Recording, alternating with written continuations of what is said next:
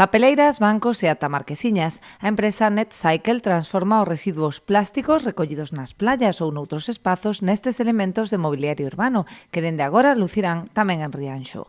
O Concello vende a asinar un acordo con esta compañía para promover a reciclaxe. Asinar este acordo de colaboración coa finalidade de compartir forzas, de compartir, de apoiarnos mutuamente para dar a ver un pouco a súa actividade, tamén nós, na medida do posible, pois, beneficiarnos tamén da labor que fan, no que consiste fundamentalmente en aproveitar plástico, residuos plásticos, envases, botes de plástico, evidentemente, para xerar con eles mobiliario urbano, tanto papeleiras, bancos ou marquesinas incluso, non? O convenio inclúe ademais actividades de sensibilización dirixidas á cidadanía, especialmente os máis pequenos, que poden ver a transformación dos residuos nun produto final cunha nova vida útil. A labor que a nos parece moi atractiva.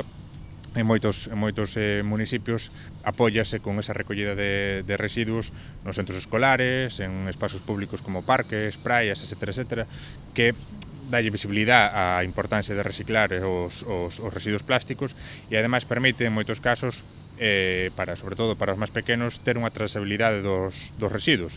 Ver que ese bote que depositan no colexio, no lugar destinado a esa finalidade, ou na praia ou no parque, se convirte nunha papeleira que, a súa vez, pues, está tamén a carón do colexio ou a carón desa praia e demais. Entón, anima sobre todo aos máis pequenos, que ademais é por onde máis doado a entrar moitas veces, non? No ámbito das familias, involucrando certas condutas, permite, pues, que incluso facer do reciclaxe unha especie de xogo, transmitir dunha maneira máis doada a mensaxe que pretendemos, non?